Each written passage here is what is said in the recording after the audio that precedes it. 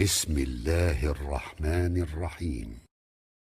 السلام عليكم ورحمة الله وبركاته. بسم الله الرحمن الرحيم. الحمد لله رب العالمين، وأفضل الصلاة وأتم التسليم على سيد المرسلين محمد المبعوث رحمة للعالمين، وعلى آله وصحبه أجمعين، وعلى من اتبعهم بإحسان إلى يوم الدين. أما بعد، أعوذ بالله من الشيطان الرجيم. محمد رسول الله والذين معه أشداء على الكفار رحماء بينهم، تراهم ركعا سجدا يبتغون فضلا من الله ورضوانا، سيماهم في وجوههم من أثر السجود، ذلك مثلهم في التوراة ومثلهم في الإنجيل كزرع أخرج شطأه فآزره فاستغلظ فاستوى على سوقه يعجب الزراع ليغيظ بهم الكفار، وعد الله الذين آمنوا وعملوا الصالحات منهم مغفرة وأجرا عظيما. صدق الله العظيم. Başımızın tacı olan ustadla, yüzleri nurli, dilleri doğalı olyan hacdedele, yürekleri nuri iman bilen yalfıllap duran kıymetli, erzeşli yigit dostlarım. Huday Tebarek ve Teala hemmenizin etyen taat ibadatlarınızı Allah'ın dergahına kaldırıp açyan ellerinizi, etyen hayır dualarınızı Huday Tebarek ve Teala barinizden kabul etsin. Huday Tebarek ve Teala canınız sağ etsin, can sağlığı, emniyeti, yurt parahatçılığı, nığmet bolçılığı başımızdan ayırmasın inşallah. Huday Tebarek ve Teala daş yakinden geliptirseniz, işiniz gücünüz olmak bilen, heften ortası olmak bilen kilas vardır deyip hormat koyup geliptirseniz, Allah iki dünyada siz muhteremlerden etsin inşallah. Geçenki celese Resulullah Aleyhisselam hicretten Medine-i Münevvere barandan 8 yıl geçenne Mekke-i Mükerreme'ni öwürle fethetti. Mekke-i Mükerreme Müslümanlığın müdiriyetine geçti. İnni 9. yıl, yani hicretten 9 yıl sonra Resulullah aleyhi afdalus salatu vesselam Hazreti Ebu Bekr Siddiqi Peygamberimiz aleyhissalatu vesselam hacdan şirim emir edaqadani 300 sahaba bilen Medine'den Mekke'ye karşın hacıya yollaya. 9. yıl Hazreti Ebu Bekr Siddiq emir ve laqadani 300 tane sahaba bilen Peygamberimiz aleyhissalatu vesselam 20 tane düyenini beriptir. Şotak barallarına çalmalı Qurbanlık günü şotada çalmadan şirim 20 tane Resulullah aleyhisselamın özü düyeyi veriye. 5 düyenini Hazreti Ebu Bekr Siddiq öz malından qoşaqadan 300 sahaba bilen bile Hacı diyaqadan 9. yılla çık geldi. Emme şu yolla baryan vaxtlarına İrcaç diyen yurda yetellerine Hazreti Ali ibn Abi Talib radıyallahu anh Hazreti Ali'ni Peygamberimiz aleyhissalatu vesselam Hazreti Ebu Bekir bilen 300 tane sahaban ardından iyilarinden iyi veriptir. Şolara senne qoşul Qurbanlık gün, yani hacın Qurbanlık gün 10. gününne bir hutba okuy, Suriye Tevbe, Beraat şu takbarda okuy diyaqadani Resulullah aleyhisselam Hazreti Ali'ni veriye. Hazreti Ebu Bekir Siddiq görüptir, İzan Hazreti Ali geliye. Peygamberimiz aleyhissalatu vesselam'ın mübarek düyesini minip Kasva diyen Resulullah aleyhisselam'ın düyesi Hazreti Ali beriptir. Hazreti Ali Kasva'nı minip geliyemiştik. O zalla gurrun geçti. Kasva Resulullah aleyhisselam'ın mübarek düyesi. Resulullah aleyhisselam dünyadan vefat edenden sonra şu Kasva diyen düye Resulullah aleyhisselam'ın ferağını tehammül etmeni qıynanıp bir aylap öz mal bolmaklığı bilen bir ayda ne otlaptır, ne su evine su yakmadan sirim, su yaksak bol su koyallarında ne su içemiştik şimal, bir aylap ne otlap ne su orallarında bir su içemiştik. şo ýagdaý bilen hiç zat içmäni, hiç zat otlamany, gözünden mydam bir aýyň içinde ýaş gaýdyp durup kaswa diýen düýän, gözlerini elden berip gözü kör bolup durşy diýen. Sahabalar bir qara parça tarihte sire kitaplarda baha. Sahabalar şol düýän gözüni kör bolansan gözüne qara parça daňtyrly. Dogry Rasulullah aleyhisselam vefat edenden bir aý soňra bir düýede jan berip jany çykýardy. Şe Rasulullah aleyhisselamyň feragyny, huzny, qaýgy edip, ýani ýüregi jigerda gan bolup durdy bu kaswa. Rasulullah aleyhisselam şu mübarek düýesini mindiraqadany Hazreti Ali'ni bilen ýyllaryndan iýeripdir. Peygamberimiz aleyhissalatu vesselam'ın hatipleri varmışdyk. Yani gurrun berýän, hutba aýtýan, wagz berýän sahabalar, meşhur ma'ruf sahabalar we hutba aýtýarlar. Hazreti Ebu Bekr Siddiq ma'ruf bir hatiplen biri. Hatta Peygamberimiz aleyhissalatu vesselam hicret edip deslap Medine gelen wagtynda Rasulullah aleyhisselam oturupdyr. Hazreti Ebu Bekr Siddiq tamam Medinelilerin arasında difa galaqadan Ebu Bekr Siddiq wagz berip, hutba edip, gurrun berip durupdyr. Häzir Peygamberimiz aleyhisselamy görmedik adamla güman edipdirler. Şu Ebu Bekr Siddiq'in özü Rasulullah aleyhisselam mükadip kepläp duruşun görellerinde Peygamber şulan haýsy ýerkeş kepläp duran Muhammed sallallahu aleyhi ve sellem mol-molliptada şeýle aýtýarlar. Hazreti Ebu Bekr Siddiq hatiplen biri. Yani Rasulullah aleyhisselam'ın huzurunda hutba edip wagz aýtýarlar biri. İkilenci hatiple Hazreti Ömer Faruk hatipmişdik. Yani wagz berýärmişdik, hutba aýtýärmişdik. Üçüncü hatibul ensar bir ma'ruf, bir beter awadan kepleyen Hazreti Sabit ibn Qays. Hazreti Sabit hatibul ensar, yani Medineli sahabaların hatibi diýakdany ma'ruf. Hazreti Sabit ibn Qays bir de hatiplen biri. Rasulullah aleyhisselam'ın wagtynda hutba aýtýän, wagz aýtýän. Hatibul muhacirin, Mekke'den hicret edip gelen sahabaların hatibi Hazreti Cafer ibn Abi Talib, Hazreti Ali'nin doğunu. Bir de beter hatip hutbelükte Necaşi'ye giden wagtynda hatip bolup kepleyen ewe düşen Hazreti Cafer ibn Abi Talib. Emma la raybe enne Aliyen kana min ahtabin nas.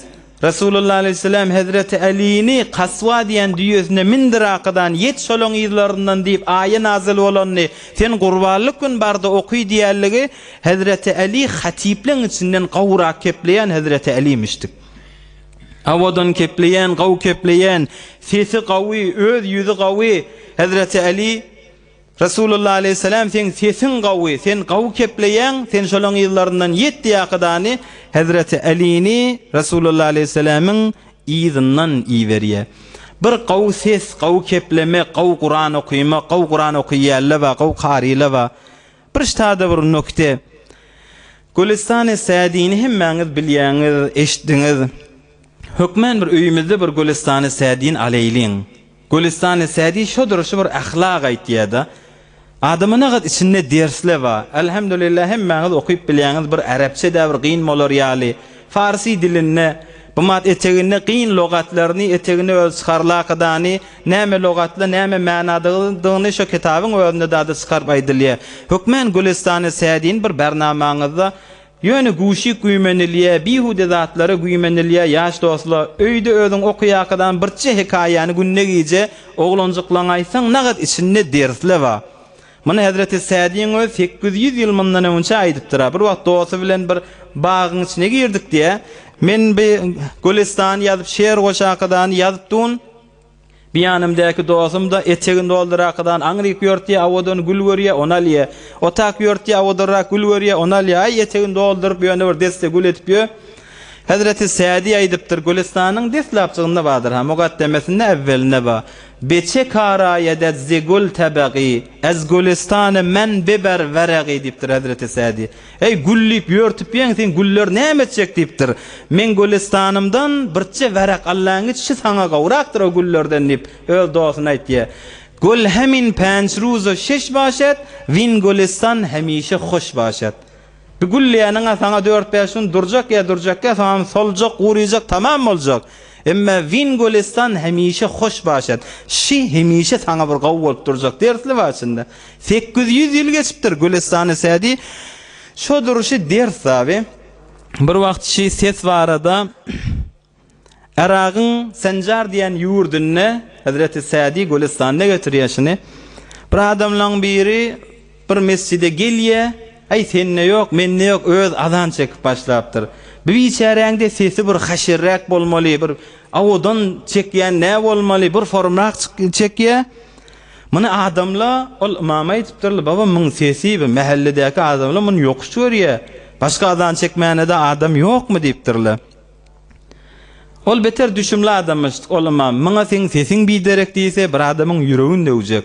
Hey myň gawlyk bilen düşündiripdir.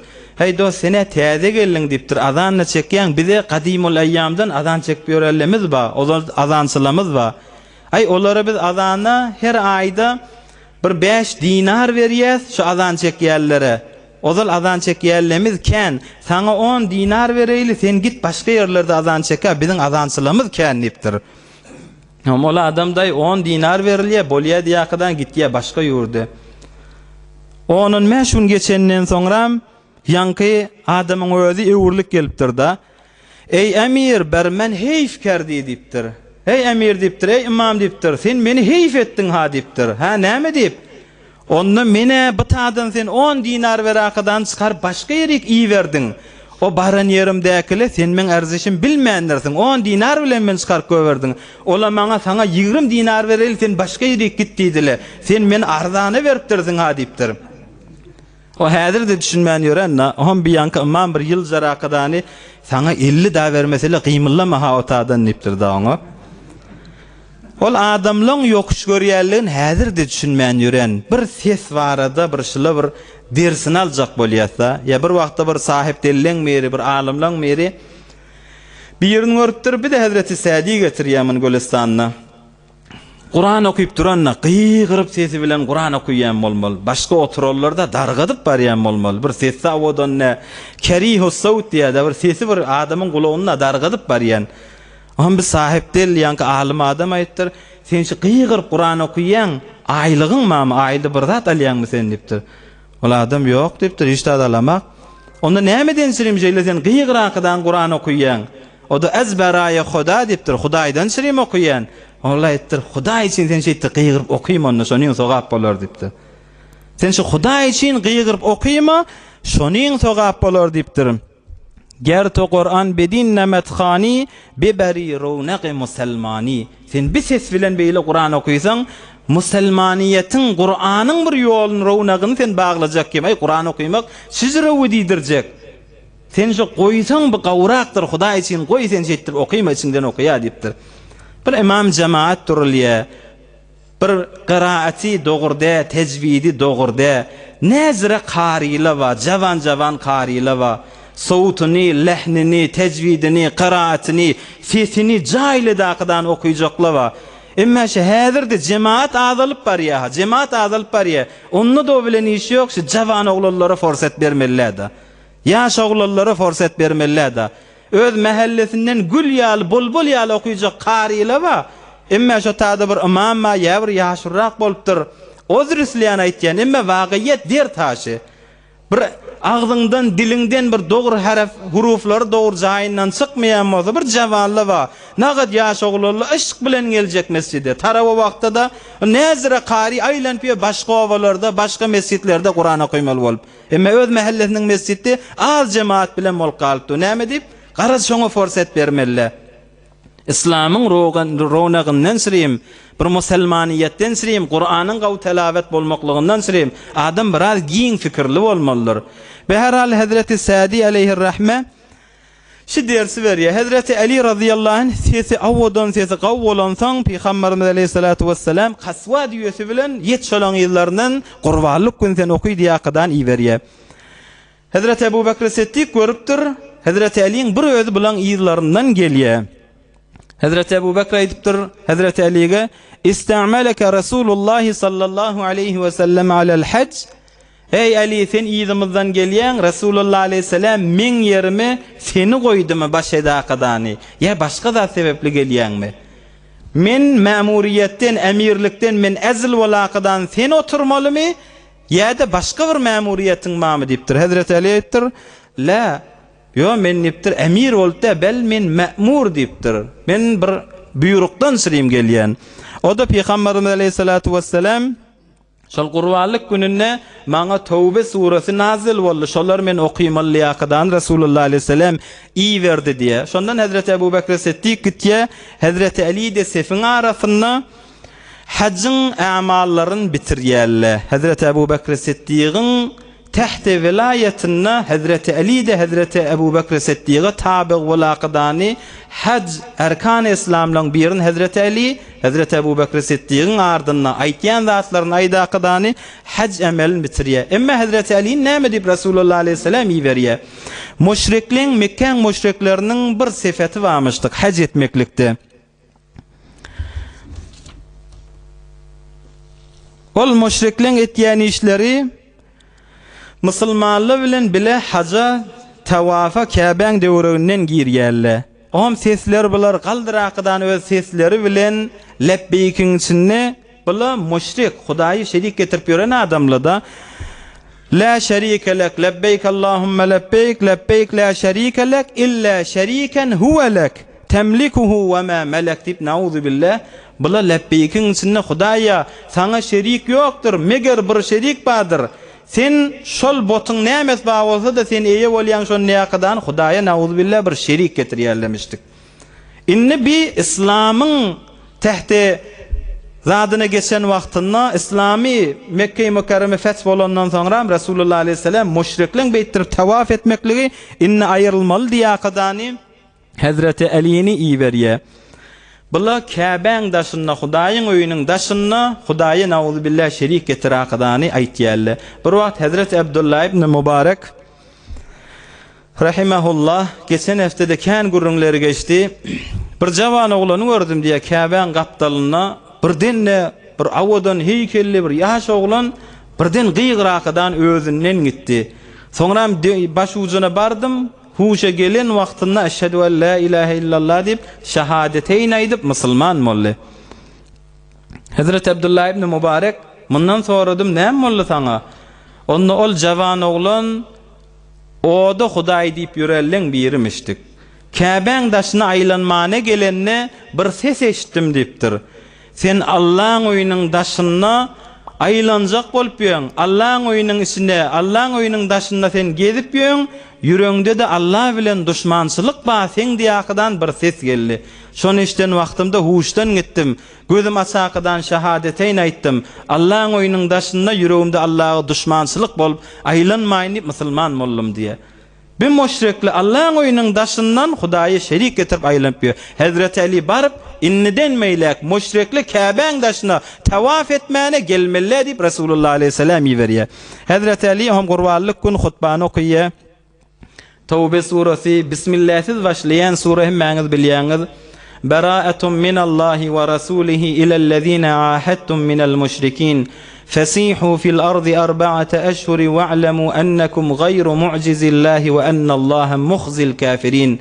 Bara'at suresini Tawbe suresini Hazreti Ali olan başlaryna okuyýar. Inni mundan soňra hiç bir müşrik Ka'baň daşyna gelaqadan aýlanmaly.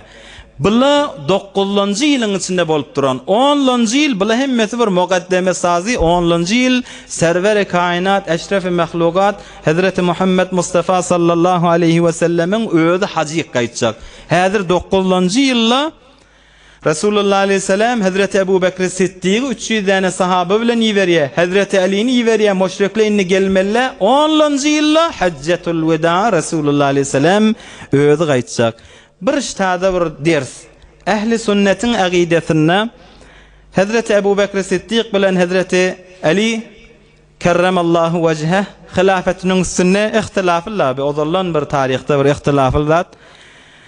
Peygamberimiz aleyhissalatu vesselam erkan-ı İslam 5 tane hac, arada, namaz, zekat muhim zatlarda Hazreti Ebu Bekir Siddiq'i alimrak sahabaların içinde inniki ilmi kärrek bolansaň Hazreti Ebu Bekir Siddiq baş edip iýerýär.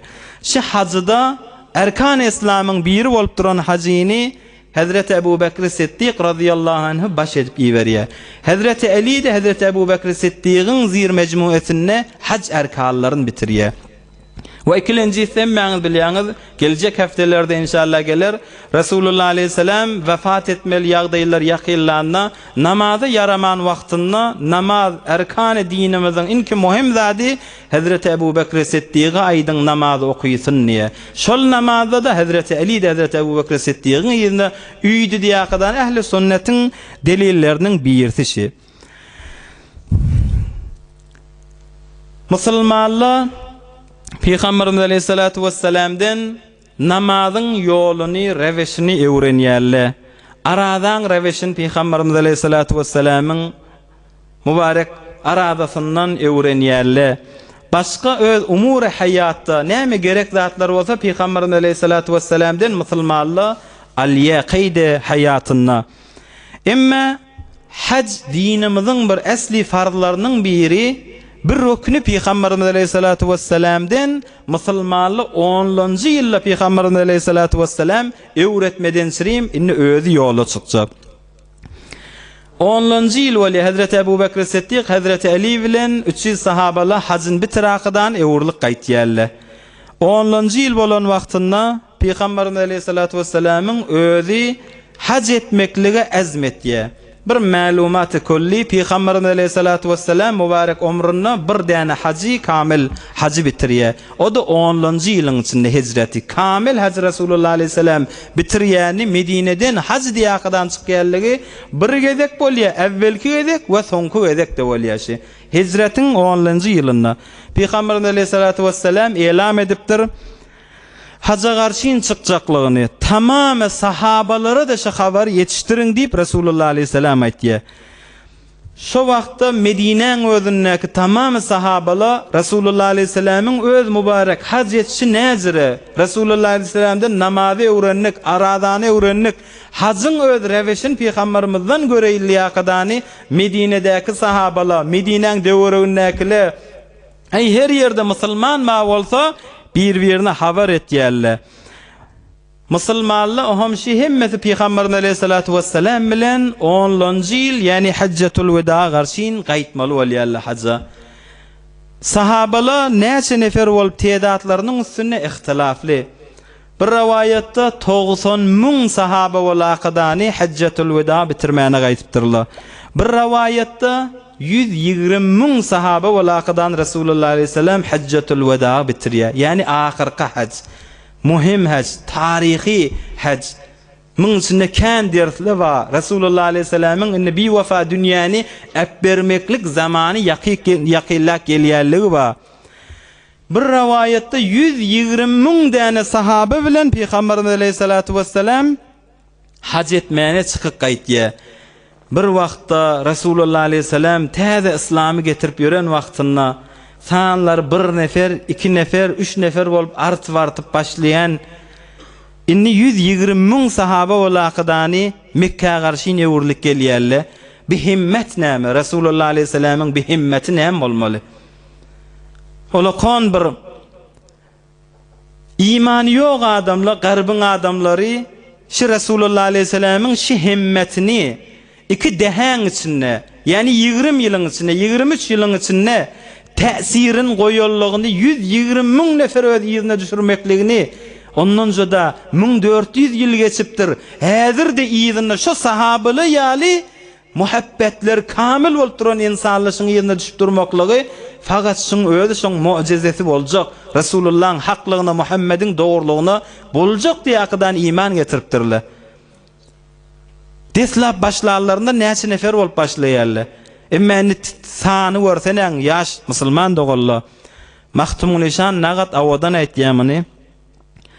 Qullugyňda gün hijalet içre galmış hem zemin Peygamberimiz Aleyhissalatu vesselam aýtdy. Qullugyňda gün hijalet içre galmış hem zemin hem felek öze melekler diýdiler sed aferin. Bu makame a'la ile bu himmetin görgüç Resul. Biz sen himmetin ya Resulullah. Sen bu makamın gören wagtynda tamam perişteli asmanna sed aferin sana ya Resulullah diýakadan perişteli sana aferin bermäne durdular. Eş Mahtumul Eşanyň özüne de bir berekellah berilmeli haşy. Nagat awadan aýtdy Resulullah aleyhisselam marada. Nagat awadan aýtdy. Mahtumun Nişan'ın özüne de Allah bir cezayı hayır versin. Hemişe her vağlamızda, her meclislerde ağzalyaz Allah Mahtumun Nişan'dan razı olsun. Ne kadar avodan nüzüptür? Bir himmetinin özden Resulullah Aleyhisselam'ın deslap başlananına sahanlar bellice olup başlaya. Ama inni Mekke'ye uğurluk geliyor 2 dehan içinde. 23 yılın içinde Resulullah Aleyhisselam'a uğurluk geliyor. 120 adam yılına. O da ne adamla, o da ne adamla. Canların malların feda ettiğin adamla. O da ne adamla. Canların malların gözlerin kırpmanı feda edecek adamla. Hazreti Urvet ibn Mes'ud diyen sahaba Müslüman bolmazından önce Mekken kafirlerine uğurluk geliptir. Ey kavm deyiptir. Müslüman bolmaka. Ey kavm deyiptir. Men Kesran sarayına çıktım deyiptir. Men Necaşi'nin padişahların kasırlarına bardım deyiptir. Men ken padişahları gördüm. Ken adamla padişahların daşlarını geziyerle deyiptir. Emme şu Muhammed'in ashabı Muhammed'e ba muhabbetler yali hiç bir adam öz şahsını şeyle muhabbet edenak deyiptir. Hemmesi muhabbet etiyerle kork yerle deyiptir. Kamçı yamayl, şallığı yamayl, canımız ellen beramayl deyip muhabbet etiyerle. Emme şu Muhammed'in ashabları Muhammed'den ne mal görüyerli, ne başka bir zat görüyerli. Emme canların vermeyene razı oluyerli. Ağa dehret kılallarına, hatta Resulullah Aleyhisselam tehret kılanına Muhammed'in ashabları şu tehret suyun yere dökecek olup ölüşecek boluyerli deyiptir. Bu adam siz kolayından barıp bilmeyeniz. Birbirlerini jetleşip görmeyin, bunu öğüne geçecek bolup görmeyin. Tehret kılanına tehret suyun yere kasıracak oluyen mın yanı şızra adamla va deyiptir. İmam Bukhari'nin rivayetinde ya Hazreti Enes aytiya radıyallahu anh bir vaqtda Resulullah Aleyhisselam gördüm mübarek taşların sıyırıp tuttu bir taş sıyıryan. Sahabalı bıgat Resulullah Aleyhisselam'ın daşından aylam tuğla ellerini tutaqadani şu Resulullah Aleyhisselam'ın mübarek birçi dene başındaki taçı yeri kaçmasın niyakadan sahabalı daşından aylam tuttular diye. İmam Bukhari'nin rivayeti. Şimdi muhabbet şey.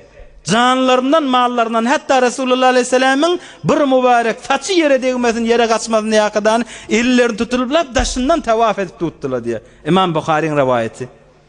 Ya Hazreti Enes aytiya, biz sahabalar ne ezre beceriptir Resulullah Aleyhisselam. Ey gurrunç odol imanlı bolsalar, odol bir ferhenkli bolsalar, gen vurulacak ha. Taifa olup ölüşen adamlar haşıla. Taifa olup birbirini kırıyan adamlar. Yürekte birbirine rahm yok adamlamış karşıla. Bugat muaddeb insanlar şahsiyetleri beceriptir. Hazreti Enes aytiya Resulullah Aleyhisselam'ın gafsın sahabalar kakya ettiler bil azafir. Şemin dırnakları bilen yani bugat muaddeb etti sahabalar. Onça gözeştir yerler. Hey beter zaruret bolsa şu dırnakları bilen yönüce orada. Resulullah Aleyhisselam'ın gafsı sizlere kakılyattı. Bu Resulullah Aleyhisselam 23 yılın içinde beceren adamların görsenen. Emme dislavı necire? Suq-i Zilmecaz diyen bir bazar varmıştık. Dislav Resulullah Aleyhisselam peygamberlik berilen vaktında, tanla 1-2-3 nefer olup yören vaktında. Suq-i Zilmecaz Mekke'den bir 20 kilometre fasilada bir bazar olyamıştık. Mevsimi hacdan önce. Tamam Arap taifalar hemme şu Suq-i Zilmecaz diyen bazarına geliyerler. Mevsimi hacda sondan hac etmeyene gaytiyerler. Doğran cahiliyette. Peygamberimiz Aleyhisselam desla peygamberlik verilen vaktında Rebze diyen yurttan Rebze Medine'ye yakın yurtmuştuk. Medine'den takriben 170 kilometre fasilesi var yerden Tarık ibn Abdullah diyen adam şu Suq-i Zilmecaz'a men geldim diye. Şu şuluğun içinde bir avudan, bir yaş oğlan, bir yüzüvözünden doğurluk yağıp duran oğlan, yüzüvözün gözlerinde yalan aytmanı, ağlamanı gelişmeyen, bir görüngde belli bir doğru oğlan, cavan öldü, yaş öldü, şol Zilmecaz'ın şol bazarda qiyğraqdan var ya eyyuhannas qulu la ilahe illallah tuflihu. Tarık ibn Abdullah aytiya Suq-i Zilmecaz'da bir adam gördüm. Yaş öldü. Yüzü gözünden doğruluk yağıptı. Yüzün gözlerinde doğru aytyan adam. Qiyğırp bar ya eyyuhannas qulu la ilahe illallah tuflihu. İzinden bir şon bilivillülen bilni daş bilen bellep, İzinden bir ardından biri bilivillülen evdeki bariyen la ilahe illallah aydın deyip bariyani daş bilen bellep evdekin ayaklarını yarıp ayaklarından kan akıp bariye İzinden bir şon bellep ya eyyuhannas la tusaddiqu ey adamlar mıň aýtýan zadyna da inanmaň bu bir yalançy diýakydany bir bilibili bilen daş bilen urup barýar şewdäkini ol ewdäki de barýan ýerinde ey adamlar la ilahe illallah diýin göneniň diýip barýar men soradym ewdäki gyýgyryp barýan kim ardyndaky urup barýan kim ol adamlar aýtdy ewdäki ol ýaş oglan ol yüzü gözünden doğurluk yağıp barýan oglan ol la ilahe illallah aýdyn gönenersiňiz diýip barýan oglan Abdullah'ın yetim oğlu Muhammed diýdiler. Abdullah'ın yetim galan oğlu Muhammed izinden ardından daş bilen bellep mübarek ayaklarını kan edip barýanne öz ağası Ebu Leheb diýip aýtdylar. Ebu Leheb de şotadı Resulullah aleyhisselam görün yekelik bilen başlapdyr. Ey adamlar la ilahe illallah aýdyn diýip bir özü Resulullah aleyhisselamyň çagyryp barýar. Emma iýdi 20 ýylyň içinde 120.000 nefer o da canyn malyny feda etýän adamlar Resulullah aleyhisselamyň sefine geçýär. Mahtumul İşan nagat awadan aýtýamyny. Hurma öndürüp hoşk agaçtan hurma öndürüp hoşk agaçtan el bilen aýy ýardy arşdan Resulullah ol Qurayşden ne cefalar çekip geçti diye Mahtumul İşan.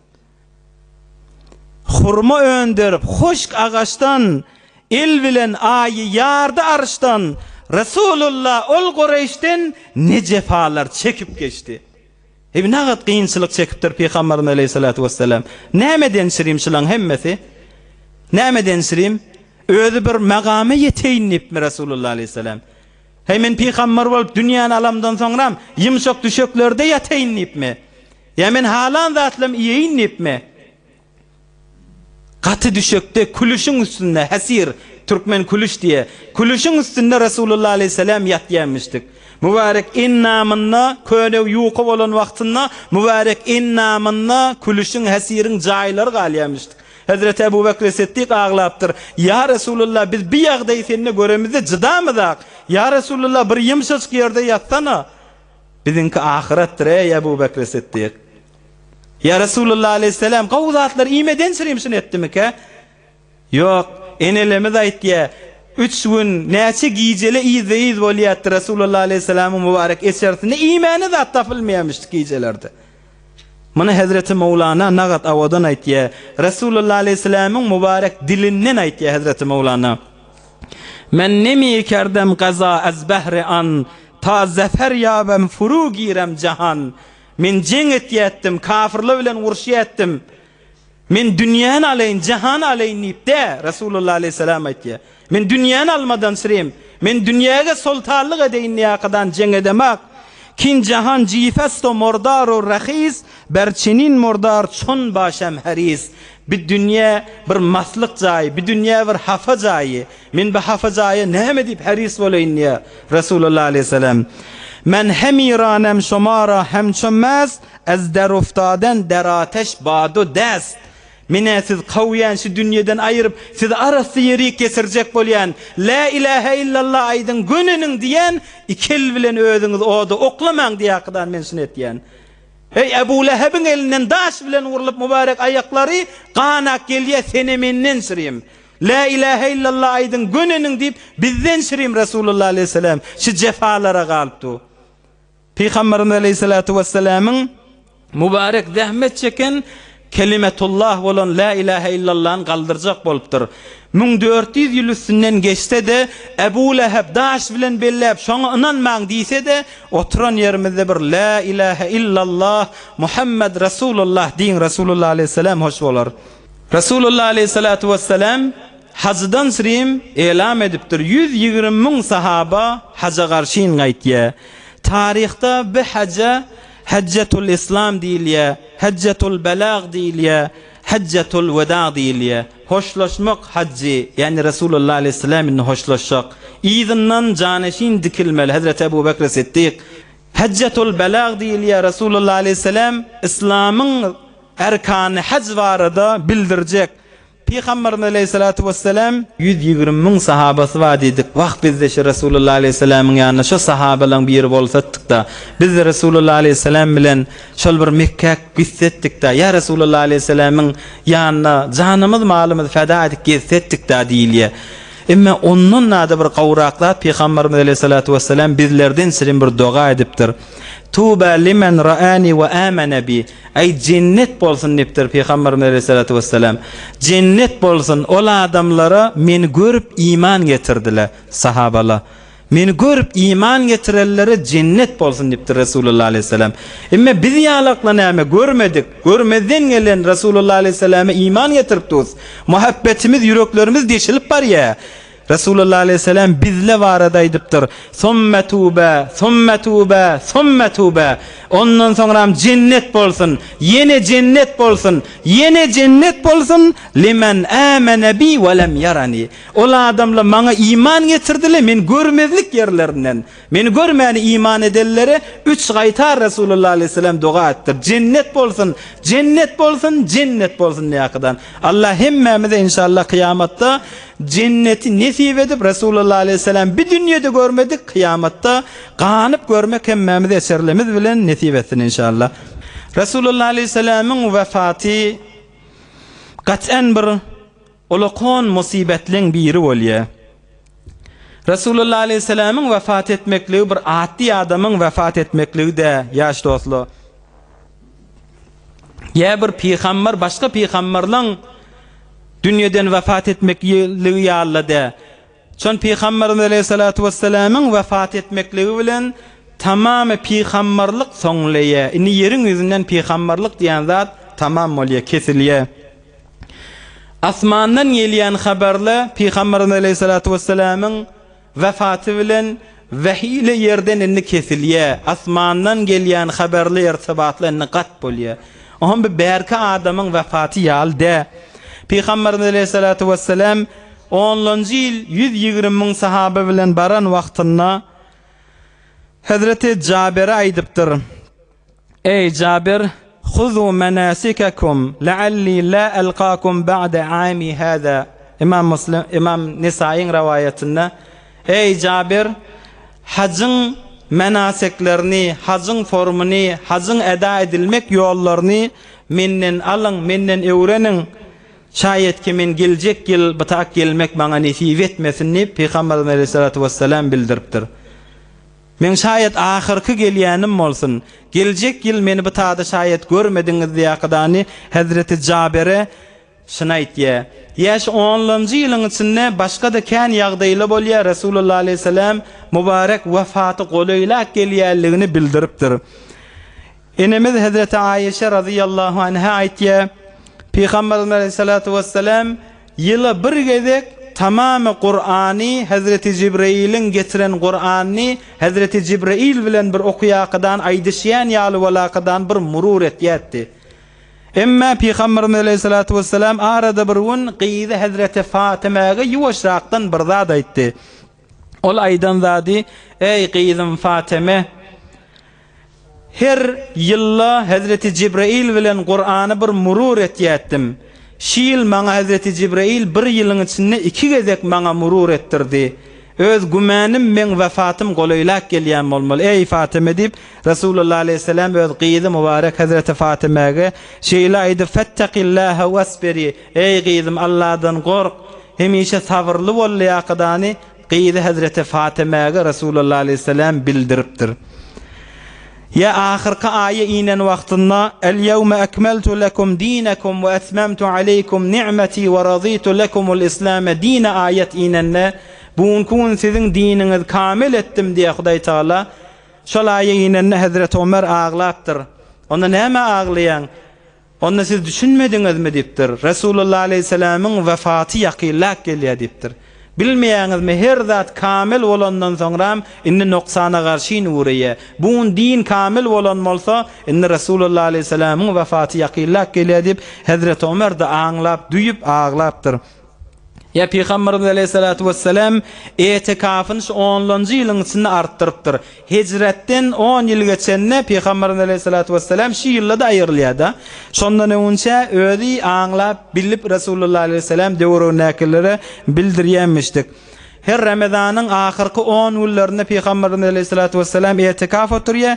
Emma şu mübarek dünýeden wefat eden ýyly şol Ramazan, ahyrky Ramazanyny Peygamberimiz Aleyhissalatu vesselam etikafyny 20 gün etipdir. Yani ahyrky o mübarek ömürleriň içinde gezip ýörenseň etikafyny da artdyryp şayet geljek Ramazany men görmedim diýip Resulullah Aleyhisselam etikafyny artdyrypdyr. Şu ahyrky ýylyň içinde ýene Peygamberimiz Aleyhissalatu vesselam giyeceğin yarınna Baqi'ye aylanypdyr. Kabristana Baqi. Allah hemmeňize giden bolsaňyz yine tekrar nesip etsin, gitmediklere yine nesip etsin. Näçe müň sahabalyň yatan yerleri öz ashablaryna Resulullah Aleyhisselam Baqi'de yatallara Peygamberimiz Aleyhissalatu vesselam giyeceğin yarınna olaň başlaryna barakadan aylanyp Hudaý ýaşylan günälerini geçdip ehli Baqi'ye Peygamberimiz Aleyhissalatu vesselam doga edipdir. Şu ýylyň içinde Uhud'daki şehitleri aýlanakadan Hazreti Hamza, Hazreti Mus'ab ibn Umeyr, Uhud'daki şehitlerin de başlaryna Peygamberimiz Aleyhissalatu vesselam barıp şolu bilen emme hoşlaşyk gaýdypdyr. Uhud'un şehitlerinin başına barıp Resulullah Aleyhisselam doga edip eýni bir diýirli bilen hoşlaşýan ýaly bolup diýe sahabalar Resulullah Aleyhisselam hoşlaşyk gaýtdy. Şol hoşlaşyk gaýdandan soňra Peygamberimiz Aleyhissalatu vesselam gat merizliye we şo merizleme bilen inşallah geljek jelesede gurrun edamasyna aýdyp gideriz. Resulullah Aleyhisselam şol merizlep ýykylandan soňra galmany bi wefa dünýäni Resulullah Aleyhisselam terk edip ýygynyň sahabalaryň bolýan ýagdaýyny ve hilafet kime yetýärligini inşallah geljek jelesede hyzmatyňyza ýetirer. Subhan rabbika rabbil izzati amma yasifun ve selamun alal murselin velhamdülillahi rabbil alamin. Hurma öndürüp hoşk ağaçtan el bilen aýy ýarda arşdan Resulullah ol Qurayşden ne cefalar çekip geçti. Neferi bir salavat edelim. Allahumme salli ala برای مشاهده ویدیوهای بیشتر به کانال یوتیوب سخنرانی های علماء ترکمن سر بزنید، مشترک بشید و منتشر کنید، اجر ببرید.